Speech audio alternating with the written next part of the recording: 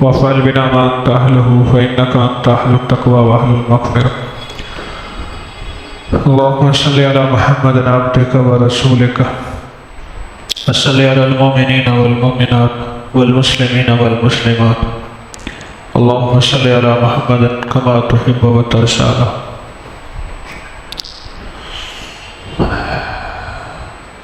किसी भी पौधे को देखें, उसमें फूल थोड़े होते हैं, कांटे ज़्यादा होते हैं, वरना कुछ तो ऐसे होते हैं जिनमें कांटे ही कांटे होते हैं. अगर फूल हैं भी तो फूल थोड़े, फिर थोड़े फूलों के बाद उनकी उम्रें भी थोड़ी. फूल थोड़े, उम्र भी थोड़ी, कांटे ज़्यादा और कांटों की उम्र भी ज़्यादा. क्यों है ऐसा? अल्लाह का निज़ाम है, हम क्यों नहीं कह सकते? मेरे रब ने जो बनाया सच बनाया, सही बनाया, कामिल बनाया, मुकम्मल बनाया, हमें कोई एतराज़ नहीं है. लेकिन अल्लाह जल्ल शानहू का कोई भी निज़ाम बगैर हिकमत के नहीं. उसमें कुछ होता है तो होता है, कुछ होता है तो होता है, कुछ हुए बगैर कुछ नहीं होता. क्योंकि मेरा रब जो चाहता है सही चाहता है, और मेरा अल्लाह जो करता है सही करता है, और मेरे अल्लाह की चाहत सही, उसका वजूद सही, उसका अमर सही. ये क्यों है? ये असल में इस बात की दलील है और ये बात का बताना है कि ज़िंदगी में दुख ज़्यादा होंगे और सुख थोड़े होंगे मोमिन की ज़िंदगी में. और दुख ज़्यादा भी होंगे, कुछ अरसा चल भी जाएंगे, और सुख थोड़े भी होंगे और बहुत ज़्यादा अरसा नहीं चलेंगे. क्योंकि इसकी ज़िंदगी यहाँ के सुखों के लिए आई ही नहीं. यहाँ के सुख जितने भी हैं वो असल में मोमिन के लिए नहीं है. यहाँ के सुख उस शख्स के लिए हैं जिसका आखिरत में घर नहीं है, और जिसका दुनिया में घर है, सारे सुख उसी के लिए. वो अपनी ज़िंदगी को एक नाम देता है जिसको एंजॉय का नाम देते हैं, लुत्फ अंदोज़ ज़िंदगी. चाहे वो जैसे रास्ता हो, जैसे तरीका हो, वो इसी से एंजॉय लेना है, इसी को एंजॉय करना है. असल में इसकी ज़िंदगी आखिरत है, और ये आखिरत की ज़िंदगी के लिए हमेशा हमेशा आखिरत की ज़िंदगी को कामयाब बनाने की कोशिश करते करते दुनिया के दुखों से निकलता जाएगा, निकलता जाएगा, निकलता जाएगा. एक वक्त ऐसा आएगा कि हमेशा का दुख इसकी ज़िंदगी से निकल जाएगा. कांटे बहुत ज़्यादा हैं, कभी नागवारियों के, कभी वुज़ू करने के. वुज़ू करना एक मशक्क़त है, फिर फजर की नमाज पे उठना और सख्त सर्दी हो, चाहे गर्मा गर्म पानी ही क्यों ना हो, गर्मा गर्म पानी ही क्यों ना हो, उसमें भी मशक्क़त है कि गर्म बिस्तर को छोड़ना. वो एक खुद बहुत बड़ी मशक्क़त. वुज़ू करना मशक्क़त, दीन की तरफ चलना मशक्क़त, रोज़ी कमाना और हलाल ज़रिए से बहुत बड़ी मशक्क़त. ज़िंदगी की मशक्क़तों से गुज़रते गुज़रते गुज़रते एक वक्त आएगा सारी मशक्क़त ख़त्म हो जाती है, और इंसान इस दुनिया से रुखसत होकर आइंदा सफ़र में निकल जाता है. लेकिन ये मशक्क़तें आती कहाँ से हैं? एक तो मोमिन के लिए मशक्क़त है, लेकिन कुछ मशक्क़तें ऐसी होती हैं जो हम खुद लाते हैं. इस फलसफे को, इस राज और रमूज़ को मैं आप समझें. कुछ मशक्क़तें ऐसी हैं जो हमारी ज़िंदगी के साथ हैं और चलेंगी. दोस्तों की जुदाई, अजीज़ों की जुदाई, बेहतरीन दिल का जिगर का टोटा, जिगर का टुकड़ा, उनकी जुदाई एक मशक्क़त है मौत के नाम.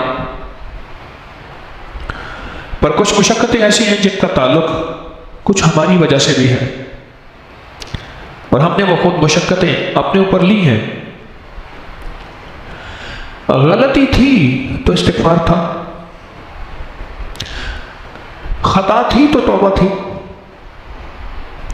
गलती और खता होती ही ना तो तौबा किस लिए थी?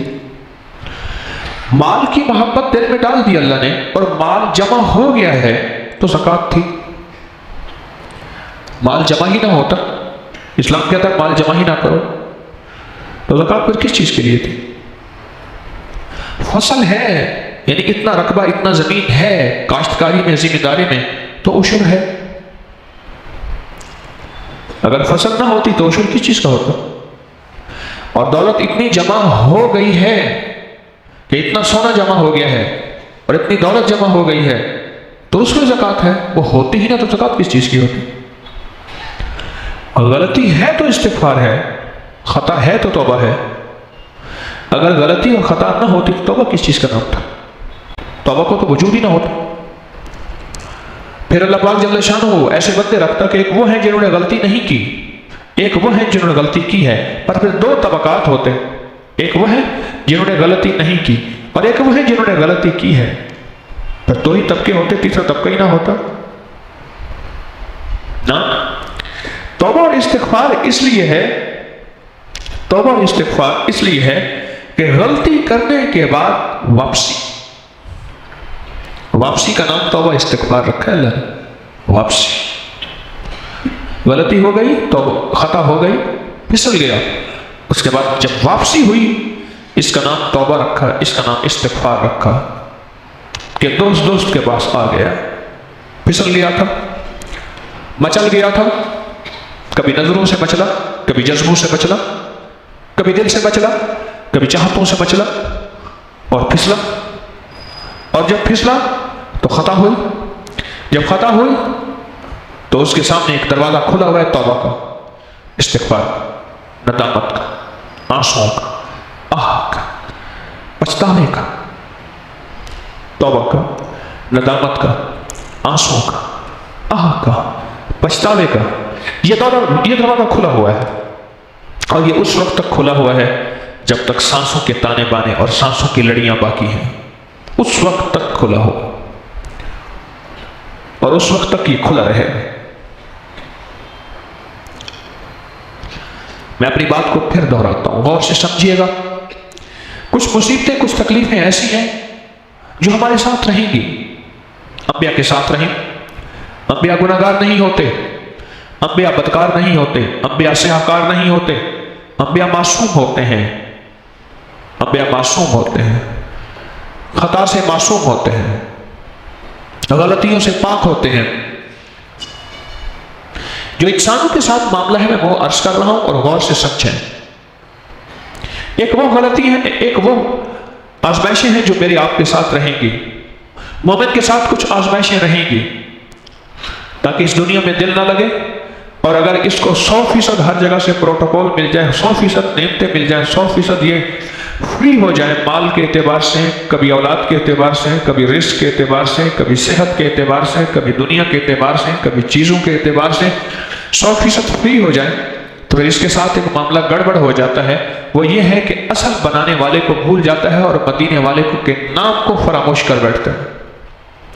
تو یہ چھوٹی چھوٹی تکلیفیں اس کے ساتھ رہتی ہیں تاکہ ہماری یاد دہانی میں رہے، کبھی بخار کے نام پہ، کبھی لا علاج بیماری کے نام پہ، کبھی ٹھوکر کے نام پہ، کبھی گھریلو طور پہ کوئی زندگی، کوئی جھٹکا، کوئی حادثہ، کوئی واقعہ، کوئی کمی۔ یہ اس لیے ہے کہ ہمارے ساتھ یہ چلتا رہے، ساتھ چلانے کے لیے ہے۔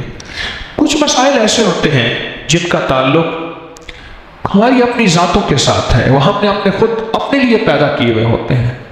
وہ ہے ہماری گناہ اور خطائیں، وہ نظروں کے گناہ ہیں، وہ جذبوں کے گناہ ہیں، وہ زبان کے گناہ ہیں، وہ خیالات کے گناہ ہیں، وہ ہماری قدموں کے گناہ ہیں، وہ ہمارے مال کی خیانت کے گناہ ہیں، یا ہماری تنہائیوں کے کوئی گناہ ہیں جو ہمارے ساتھ چلتے ہیں۔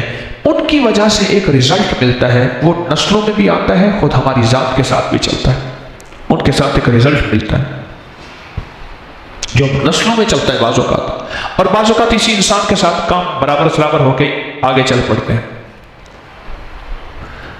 اس کے لیے استغفار ہے کہ خطا ہوئی ہے، تجھے پتہ نہیں کتنی بڑی ہوئی ہے، زبان سے میں نے ایک بندے کو زخم لگایا، پتہ نہیں کتنا بڑا لگایا، میرے مطابق تو بول ہو گیا، اس کا تو اندر چھلنی ہو گیا۔ میں نے کسی پہ نظر ڈالی، میری نظر اس کو جا کے کھا گئی، وہ میری بد نظری تھی یا نظر بد تھی، وہ میری گناہ بری نظر تھی یا ایسی نظر تھی جس میں حسد تھا، کینہ تھا، بغض تھا، لالچ تھی، اور وہ نظر اس کو کھا گئی۔ یہ استغفار اس لیے ہے، یہ توبہ اس لیے ہے۔ ہمارے سلسلے میں جو صبح شام ایک تسبیح استغفار کی ہے وہ اس لیے ہے کہ ہمارے دن بھر کی خطائیں اور رات بھر کی غفلتوں میں اگر کوئی کمی بیشی ہو گئی ہو تو ان غفلتوں اور خطاؤں کو ہم برابر سرابر کر کے اللہ کے خزانے سے معافی مانگ لیں، اور جو انسانوں کے ساتھ اگر ہمارے معاملات ہیں تو اس کا احساس پیدا ہو جائے کہ میں نے فلاں بندے کا حق کھایا، فلاں بندے کو حق دینا، یا فلاں بندے سے میں نے معذرت اور معافی کرنی ہے، فلاں بندے سے۔ دنیا کا خوش قسمت انسان وہ ہے جو استغفار اور توبہ کے ساتھ چلتا ہے۔ دنیا کا بہت خوش قسمت انسان ہے، اس کا گھر بھی بچا رہتا ہے، اس کا در بھی بچا رہتا ہے، اس کا بھرم شرم بھی رہتا ہے، اس کی عزت وقار بھی رہتی ہے، اور وہ کریم پردے دے کے اس کو چلائے رکھتا ہے۔ استغفار اور توبہ کرنے والا، ایکسکیوز می کرنے والا، وہ دنیا کا خوش قسمت انسان ہے۔ جو اپنے قدم کو نہیں بھولتا، میرا فلاں قدم اٹھا تھا مناسب نہیں تھا، مولا معاف کر دے۔ جو اپنے قلم کو نہیں بھولتا، میرا کلام فلاں حرف نکلا تھا جو سچا نہیں تھا، مناسب نہیں تھا، کریم معاف کر دے۔ جو اپنے بولوں کو نہیں بھولتا کہ میرا فلاں بول میرے منہ سے نکلا، اس بول کے اندر کسی کا دل دکھا، کسی کا دل چرا، یا وہ بول سچا نہیں تھا، یا اس بول سے گھر ٹوٹ گیا، زندگی ٹوٹ گئی، وہ اپنے بولوں کو نہیں بھولتا، وہ دنیا کا خوش قسمت انسان ہے۔ وہ استغفار کے ساتھ اللہ کے ساتھ اپنا معاملہ برابر کر لیتا ہے، صحیح کر لیتا ہے۔ کچھ مصیبتیں ایسی ہیں جو ہمارے اپنے کیے نظام ہیں، ہمارے اپنے کیے نظام ہیں، اس کو ہم دوسروں کے کھاتے میں ڈالتے ہیں۔ معاشرہ ایسے ہے، زمانہ ایسے ہے، میں مظلوم ہوں، میرے ساتھ یہ معاملات ہیں، یہ زندگی کا نظام ہے، اسے دوسروں کے کھاتے میں ڈالتے ہیں، جبکہ وہ ہمارے اپنا نظام ہے جو ہم خود گڑبڑ کر چکے ہوتے ہیں، یا ہمارے بڑے کچھ غلطی کر چکے ہوتے ہیں، یا ان کے بڑے کچھ غلطی کر چکے ہوتے ہیں، نسل در نسل کچھ غلطیاں ہوئی ہیں، اس غلطیوں کے انجام کے طور پہ رزق بعض اوقات چھن جاتا ہے، بعض اوقات منصب، عہدہ، طاقت، قوت، کرسی، اقتدار، زندگی کی خوشحالیاں، سکون، چین، یہ چیزیں چھن جاتی ہیں، اور ان کے چھننے کی پیچھے جو بنیاد ہوتی ہے وہ ہماری خطائیں ہیں کہ اس سے پہلے کوئی ہمارے بڑوں کی خطائیں ہیں۔ یہ مضمون پہلے بھی کئی بار میں عرض کر چکا ہوں، اس کو ہم نہیں دیکھتے کہ ہمارے بڑوں کی کوئی خطائیں تھیں۔ آپ نے ایک چیز محسوس کی، ہر انسان کا ماڈل چلتا ہے، کہنے لگے جی اس کا ناک تو ایسے باپ کی طرح ہے، یا نانے کی طرح اس کی شکل ہے ساری۔ ایک درویش تھے، میں بیٹھے ہوئے تھے، میں نے پوچھا آپ کی شکل کس پہ ہے؟ کہنے لگے میرے نانے کی میری شکل ہے، میں نانے پہ ہوں۔ آپ نے محسوس کیا بعض اوقات ادائیں، ہنسنے کی، اٹھنے کی، بیٹھنے کی، طبیعتوں کی ایسے ہے، کہہ رہے پورا کا پورا جو ہے تو دادے پہ ہے، تیرے دادے کو میں نے دیکھا ہوا تھا، تو باپ پہ ہے، تو ماں پہ ہے، فلاں پہ ہے۔ آپ ایک چیز محسوس کریں، یہ مورتیں، یہ ماڈل، یہ شکلیں، یہ چلتی ہیں، ادائیں چلتی ہیں، عادات چلتی ہیں، حتیٰ کہ بیماریاں بھی چلتی ہیں کہ جی ہمارے خاندانی کیسا ہی بیماری ہے۔ کہنے لگا جی ہمارا ہر جوان جو ہے 24 سال سے زیادہ آگے نہیں جاتا، 24 سال سے آگے مر جاتا ہے، اس لیے ہم جلدی شادی کر لیتے ہیں، کوئی بچے ہو جائیں، ہماری نسلیں چلتی رہیں۔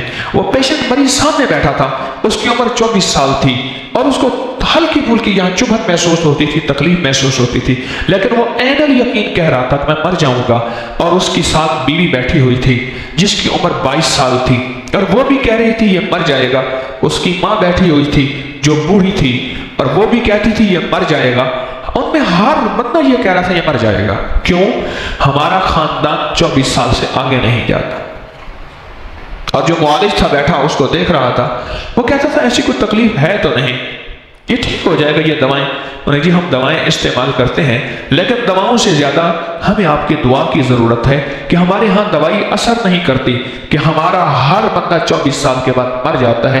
یہ ہماری نسل در نسل خاندان سے ترتیب چلی آ رہی، اور کچھ ہی عرصے کے بعد پتہ چلا کہ وہ خوبرو خوبصورت جوان مر گیا اور 2 بچے چھوڑ گیا، وہ مر گیا۔ بیماریاں چلتی ہیں، مزاج چلتے ہیں، طبیعتیں چلتی ہیں، نسل در نسل چلتی ہیں۔ नाकों का नाक चलते हैं, नाक बारीक है, मोटा है, पतला है, ये चलते हैं। उंगलियां चलती हैं, पांव की चाल चलती है। उसने कहा मेरे बाप की बाएं एड़ी की जो बाएं एड़ी का हिस्सा था वो दबता था हमेशा जूती में, उसमें वजन ज्यादा होता था। और मेरी बाएं एड़ी आटा लेने गया, आटा था वो पांव शनास, हाथ शनास। उस पहले कहते थे पेरड़ी कहते थे, पांव देख के चोर को पहचान लेते थे, पांव के साथ चलते थे। उसने हाथ आटा लेने गया तो एक बंदे ने ना हाथ आटे पे रखा। उसने हाथ देखा, 20 साल पहले ये हाथ देखा था, एक जगह मिट्टी पे हाथ लगा हुआ था, दीवार से उतरते हुए एक बंदे ने चोरी की थी, उसका पूरा हाथ लगा हुआ था। उसने पूरा हाथ देख लिया और पूरा हाथ देख के उसने आटे पे वही हाथ देखा। उसका हाल अहवाल पूछा, कहां से आए, किस तरह आए, कहां रहते हो, किस जगह, पूरा हाल पता पूछ लिया। उन मालिकों के पास गया जिनकी 20 साल पहले चोरी हुई थी। उनके पास जाके कहने लगा मैंने आपका चोर पकड़ लिया। उन्होंने कहा कैसे? उसने कहा उसका हाथ मैंने पहचान लिया, उसने आटे पे हाथ रखा था, वही का वही हाथ जो मैंने मिट्टी पे हाथ देखा था, उसको जाके पकड़ ले, चोरी मिल गई।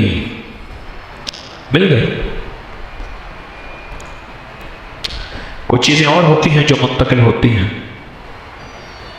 वो हैं नहूसतें, खबासतें, रिजालतें, अजाब, बद्दुआएं, गुनाहों की नहूसत।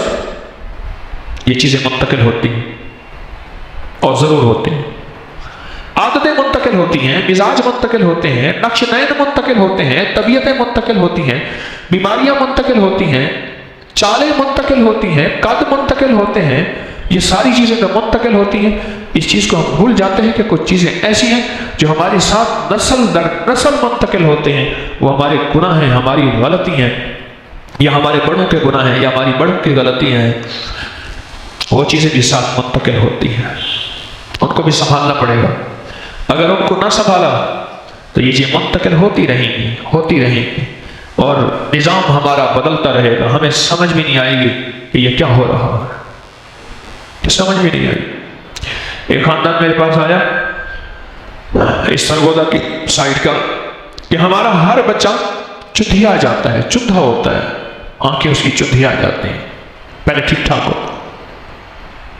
और हमारे बात चली है कि बड़ों में से एक जो है खातून थी हमारी, वो लोगों से मजाक करती थी। उसने एक दरवेश को, वो चुंधे थे मजाक की, तो उन्होंने बद्दुआ दी जाओ तुम्हारा हर बच्चा चुंधा होगा और चुंधाया हुआ होगा उसकी आंखें। और ऐसे ही होता है। हमें दुनिया में इस्तिग़फ़ार बचा ले, तौबा बचा ले। इंसानी जिंदगी में भी अगर गलती कर ले, किसी के सामने जाके तौबा कर ले, उसको अपने जुर्म का इकरार कर ले और अपनी गलती का इजहार कर ले। सख्त से सख्त जान इंसान, जालिम से जालिम शख्स, जाबिर से जाबिर आदमी, वो भी माफ करने पे मजबूर हो जाता है या थोड़ी सजा दे देता है, वैसे अक्सर माफ कर देता है कि मैं तेरा मुजरिम हूं, मैं तेरा दुश्मन हूं, मैं दुश्मन हूं तेरा और मैं मुजरिम हूं, माफ कर देता है। वो करीम जो 70 माओं से ज्यादा करम करने वाला और फजल करने वाला और अपनी अता और शफकत को बहुत ज्यादा देने वाला, वो कैसे माफ ना करेगा? बहुत करीब है, बहुत करीब है। बच्चे में मोहब्बत की जाए तो बच्चे की मोहब्बत बढ़ जाती है। वो कहते हैं बच्चा या चाहेगा या खाएगा, या उसको जो उठाए ये बच्चा उसका है, जो खिलाए और बच्चा उसका है, बस खत्म। जो उसे उठाए बच्चा उसका, जो खिलाए बच्चा उसका। जो 70 माओं से ज्यादा मोहब्बत करने वाला करीम आका है, वो बंदे को कैसे ना माफ करे? हज़रत उमर रज़ियल्लाहु तआला अन्हु अमीरुल मोमिनीन थे। बनु असद के एक शख्स को उन्होंने एक ओहदे पे मामूर किया। आपका लिखा हुआ खत वो शख्स लेने आया। एक बच्चा आया छोटा सा। हज़रत उमर रज़ियल्लाहु तआला ने उस बच्चे का बोसा लिया, उसे प्यार किया। बनु असद के उस शख्स असदी ने अजीब बात कही। कहने लगा, अमीर मोमिनीन, आप बच्चों से इतना प्यार करते हैं? खुदा की कसम, हमने तो आज तक बच्चों से इतना प्यार ही नहीं किया।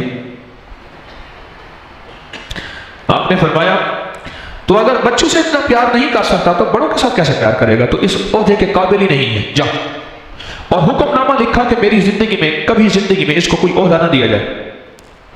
मैंने तो इंतखाब किया था, तो बच्चों को प्यार ना कर सका।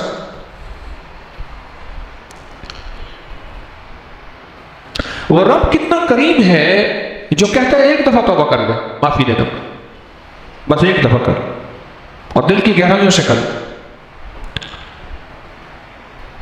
दिल की गहराइयों से कर। हमारे बुजुर्ग गुजरे हैं बड़े अल्लाह वाले, वो हर शख्स को इस्तिगफार बताते थे और इस्तिगफार का तावीज लिख कर देते थे, कल इसको घोल के पी लो, गले में डाल दो, यूं कर दो, यूं कर दो। हर शख्स को इस्तिगफार बताते थे। किसी ने पूछा, आप हर शख्स को इस्तिगफार बताते हैं? फरमाया कि आसमान से रोजाना खैर भी उतरती है, शर भी उतरता है, बलाएं भी उतरती हैं, मुसीबतें भी उतरती हैं और बरकतें भी उतरती हैं, और वो हमारे गुनाहों के बकदर उतरती हैं। और फिर एक हदीस सुनाते थे, फरमाते थे, मैंने मिशकात शरीफ में एक हदीस देखी है कि इंसान जब खताएं करता है, गुनाह करता है, तो वो खताएं गुनाह इतनी ज्यादा हो जाती हैं, हदीस का मफहूम अर्ज कर रहा, इतना ज्यादा हो जाती हैं कि हमारे रिस्क के दरवाजे को बंद कर देती हैं, और रिस्क का दरवाजा थोड़ा सा खुला रह जाता है, बाकी बंद हो जाता है। इसकी एक मिसाल देता हूं। हमारे वालिद साहब रहमतुल्लाह के जो बाग था, अब तो हुकूमत ने इसमें पाबंदी लगा दी है, पहले बाग का पानी स्पेशल बनता था, बाग का पानी, जो जिम्मेदार है उनके पता है, और बाग को बहुत पानी देते थे। और जहां बाग होता है, अब भी गवर्नमेंट का लॉ है, वहां हुकूमत सड़क नहीं बना सकती, वहां हुकूमत बाग को नहीं काटना। मकसद यह है, अंग्रेज एक कानून बना के गया था कि बाग जहां लगाने, वहां कॉलोनी नहीं बन सकती, वहां मराहत है, रियायतें हैं। तो हमारे बाग का पानी बड़ा बना हुआ था, एक बड़ा, उसे मोगा कहते हैं, बड़ा पाइप लगा हुआ था, जो बड़ी बड़ी जमीनों को जितना पानी मिलता था, उस बाग को उतना मिलता था। हमारे पड़ोस में मेरे वालिद साहब रहमतुल्लाह अलैह के रिश्तेदार थे। एक दफा देखा तो पानी आया होगा, अच्छा उसका कोई वक्त नहीं है, वो जिस वक्त चाहे नहर चलेगी तो पानी मुसलसल चलेगा, कोई वक्त नहीं है। अब भी वो मोगा है, उसका कोई वक्त नहीं है। जैसे कि आम जिम्मेदारों के इतने घंटे होते हैं, उसका कोई वक्त नहीं है। 24 आवर 24 घंटे पानी चल रहा है। उन्होंने बहुत कोशिश की, मसनूई पौधे लगा के बाग का पानी बनवाने पे ना बनवा सके। अब उन्होंने क्या किया, मेरे वालिद साहब रहमतुल्लाह ने मुझे खुद बताया, एक दफा देखा तो बाग को गर्मी सख्त थी, पानी की अशद जरूरत थी। उस वक्त उनकी पानी की बारी भी थी, इनकी बारी तो मुसलसल चल रही थी।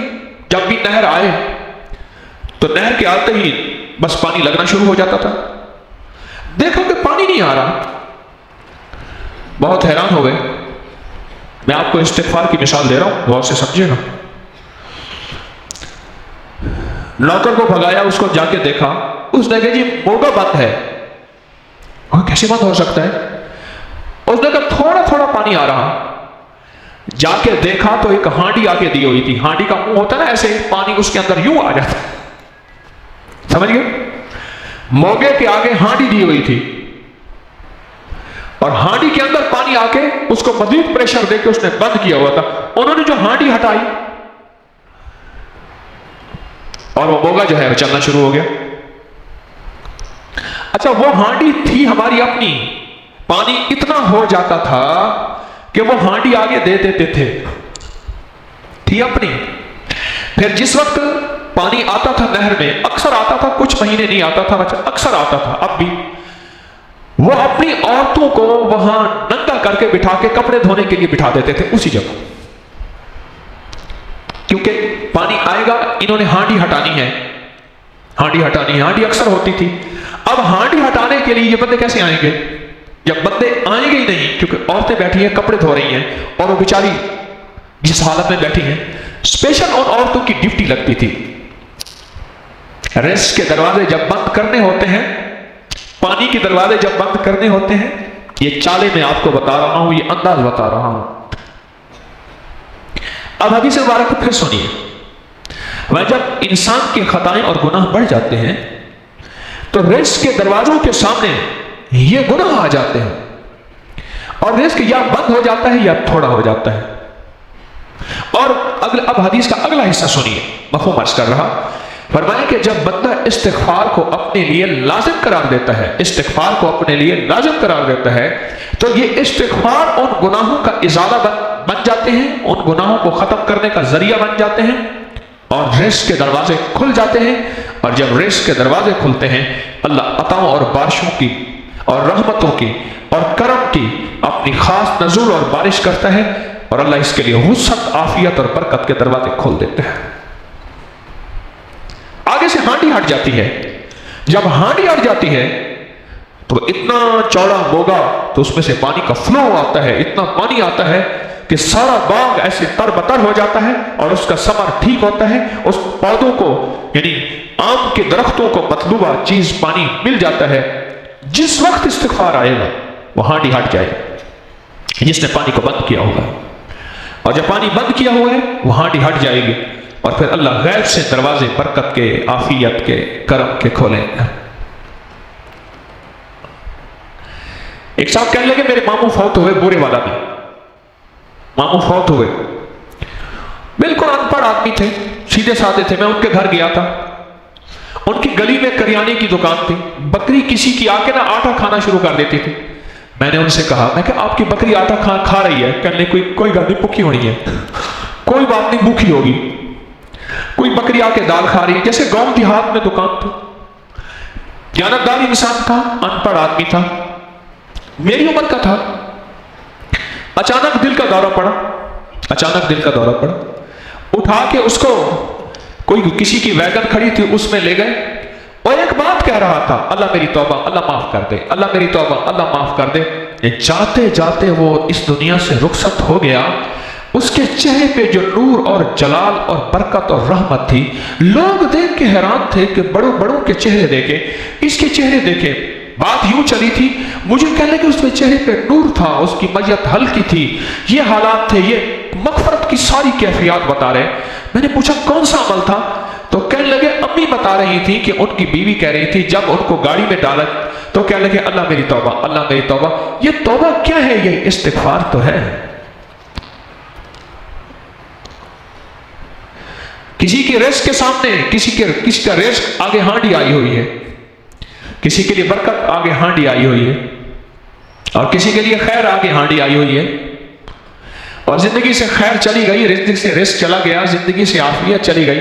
سچی بات ہے، صرف تھوڑی سی غفلت ہے، استغفار کو لازم قرار دے دے، یہ ہانڈیاں ایسے ہٹتی چلی جائیں گی، اور رحمتوں کے برکت کی ایسی چھل سیلاب ایسی آتی چلی جائے گی۔ ہم نے ہانڈی کھودی ہوئی ہے، یہ ہانڈی ہر وقت دینے کے لیے تو نہیں تھی، جس وقت پانی ہے اس وقت تو ہٹانے کے لیے تھی۔ انہوں نے پکڑ کے آگے ہانڈی دے دی، اور رات کا وقت تھا، انہوں نے کہا ساری رات یوں گزر جائے گی، یہ مطمئن ہے کہ پانی باغ کو لگ رہا ہے، انہوں نے راستے بنا کے رکھے ہیں، پانی خود بخود، کیونکہ پانی باندھنا تو اس کا ہوتا ہے جس کے گھنٹے ہوں، اور ٹینشن میں ہوتا ہے کہ میرے اتنے گھنٹے پانی ہے، اور جس کا پانی ہی پانی ہے اس کو کیا پانی باندھنے کی ضرورت؟ تو یہ مطمئن ہوں گے رات ساری گزر جائے گی، اور صبح ان کا پانی ہم لے لیں گے، کیونکہ جب ہانڈی ہٹتی تھی موگا اتنا بڑا تھا تو بڑے بڑوں کا پانی کھینچ کے اپنی طرف لے جاتا تھا، لیکن وہ منظور شدہ تھا، کوئی غیر منظور شدہ نہیں تھا۔ وہ نہروں پہ ہوتے ہیں میٹ، اسے میٹ کہتے ہیں، میٹ۔ میں بیٹھا تھا تو میرے والد صاحب رحمۃ اللہ کے پاس آیا، مجھے کہنے لگے جی آپ بڑی خدمت کرتے ہیں، میں چاہتا ہوں کہ دو انچ اس کو بڑھا دو۔ میرے والد صاحب نے میرا کان پکڑا، مجھے اب بھی یاد ہے، ایسے پکڑ کے کہنے لگا، ایسے کھینچا، میں نے کہا شاید غصے میں ہے، اور واقعی غصے جلال میں تھے، ایسے کانچ پکڑ کے کہنے لگے میں ان کو حرام کھلاؤں تیرے 2 انچ کے پانی سے، ان کو حرام کھلاؤں، میرا پانی پہلے ہی بہت ہے، میں نے ہانڈی رکھی ہوئی ہے، میرا پہلے ہی پانی بہت ہے۔ پھر فرمان لگے 2-3 دفعہ میری ہانڈیاں ٹوٹ گئی ہیں، چٹک گئی ہیں پانی کے زور سے، تو کہتے ہیں 2 انچ بڑھا دو۔ کہنے لگا واہ خان سے واہ، ہم نے تو جو ہے وہ کئی لوگوں کو کہا ہمارے پیچھے رہتے ہیں، ہم 1 انچ بڑھا لیتے ہیں، کسی کا زیادہ کر دیتے ہیں، آپ بڑھواتے ہی نہیں پانی۔ زندگی میں بعض اوقات سوچتا ہوں کہ اگر ہم استغفار کو لازم، اور صرف ایک تسبیح استغفار کی، ایک تسبیح صبح شام، اپنے سارے گناہوں کا اعتراف، اپنی ساری ندامتوں کا اعتراف کہ مولا فلاں جگہ خطا ہوئی، فلاں جگہ غلطی ہوئی، اس کا ندامت بھی ہے، اعتراف بھی ہے، اللہ میرے بڑوں سے ہو گئی مجھے علم نہیں، یا میں نے سنا ہے کہ میرا باپ اس مزاج کا تھا، میرا نانا اس مزاج کا تھا، میرا دادا اس طبیعت کا تھا، اس کے زندگی کے معاملات، لین دین، اس کا کاروبار، مولا مجھے پتہ نہیں کس کا حق دینا ہے، مجھے پتہ نہیں کس کا رائٹ میں نے کھایا ہے، اگر اللہ اگر مجھے یاد ہے میں نے کھایا ہے تو میں ایک ایک بندے کو دوں گا لوٹا کے، اور دوں گا۔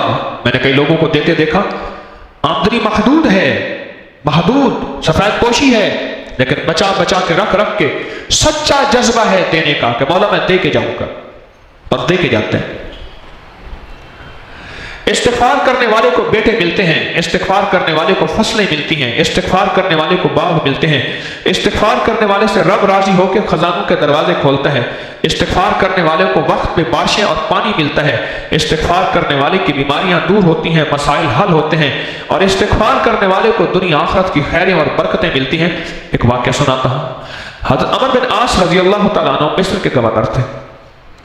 ایک مصری حضرت عمر رضی اللہ تعالیٰ عنہ کے پاس آیا اور آ کے کہنے لگا کہ میرے اور محمد بن عمر بن عاص، عمر بن عاص رضی اللہ تعالیٰ کے بیٹے محمد، کہ جی میں گورنر کے بیٹے، اور میں نے دوڑ لگائی، کہاں دوڑتے ہیں، میں آگے نکل گیا، گورنر کے بیٹے نے درہ اٹھایا اور مجھے مارنا شروع کر دیا کہ میں حسب والا، نسب والا، میں سردار کا بیٹا، میں آقا کا بیٹا، اور تو چھوٹا سا آدمی، تو میرے آگے نکل گیا، مجھے بہت مارا، مجھے انصاف دلا دے۔ امیر المومنین فرمانے لگے میرے پہلو میں آ جا، انصاف میں دلاؤں گا تجھے۔ اسے بٹھایا اور فوراً ایک ای میل کی، فوراً ارجنٹ ای میل کی کہ گورنر اور ان کے بیٹے مصر سے جس حالت میں بیٹھے ہیں فوراً مدینہ پہنچے، جس حالت میں ہے فوراً مدینہ پہنچے۔ اب گورنر حضرت عمر بن عاص رضی اللہ تعالیٰ عنہ اور ان کے بیٹے محمد وہ مدینہ تشریف لے آئے، اس مصری کو بلایا، فرمایا یہ محمد ہے؟ جی یہی محمد ہے۔ عمر بن عاص رضی اللہ عنہ حیران خود دیکھ رہے کہ کیا واقعہ ہے، امیر المومنین کا چہرہ بدلا ہوا ہے، غصے میں جلال ہے، ویسے جلالی بادشاہ تھے، سخی شہنشاہ تھے پر جلالی تھے، مرشد بڑے جلالی تھے عمر رضی اللہ تعالیٰ عنہ۔ کیا ہوا؟ اس کے ہاتھ میں درہ دیا، فرمایا جتنے درے اس نے تجھے مارے تھے مار، اس نے مارنا شروع کر دیا، اتنا مارا اتنا مارا، آخر چھڑوانا پڑا کہ بھائی تجھے اس نے اتنا مارا تھا جو تو اتنا مار دیا۔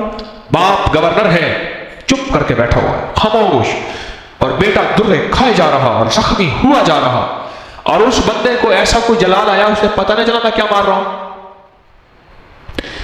یہ جو جلال ہوتا ہے نا، جلال، اس کی تلوار اس سے فوراً لے لی جاتی ہے، جب بندہ سر قلب کرتا ہے اس کی تلوار لے لی جاتی ہے، یہ نہ ہو کہ وہ تلوار چلانا ہی شروع کر دے، اس وقت اس کی کیفیت اور ہوتی ہے۔ جو پرانے پیشہ ور جلاد ہوتے ہیں ان کے علاوہ اگر کوئی جلاد ہو اس کی تلوار لے لی جاتی ہے، اس سے فوراً ہاتھ سے تلوار لے لی جاتی ہے، اس کو چھڑوایا۔ اب امیر المومنین سے پوچھا باپ نے، گورنر نے، مصر کے گورنر نے، اس کا قصور کیا ہے؟ مجھے تو کیس کا پتہ ہی نہیں ہے۔ آتے ہی اڈی پڑ گئی نا، آتے ہی بھودا ہو گئی، آتے ہی اس کو سامنے کھڑا کیا، مصری کو بلایا، چل بابا۔ نے کہا سرکار شہنشاہ میرا بیٹے کا قصور مجھے پتہ نہیں ہے۔ اس مصری کو بتایا کہ بتا گا، آنکھوں سے آنسو آ گئے کہ میرے پاس ہی آ جاتا مصر میں، مجھے کوئی خبر نہیں کہ میرے بیٹے نے تیرے ساتھ زیادتی کی ہے، اگر تو میرے پاس آ جاتا میں تجھے بدلہ دلاتا۔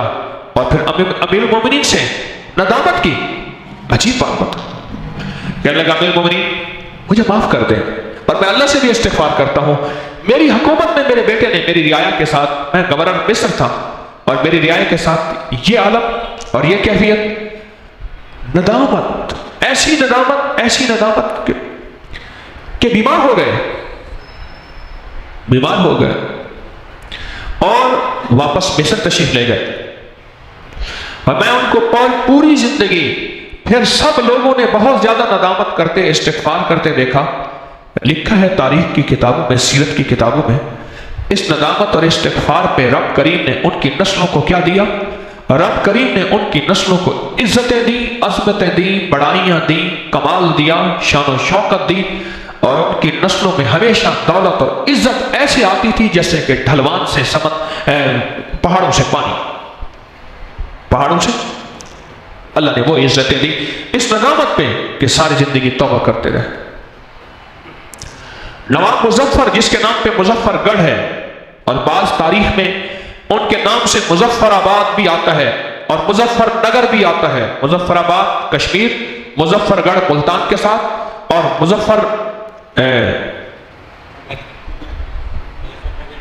मुजफ्फरनगर सहारनपुर में, इंडिया।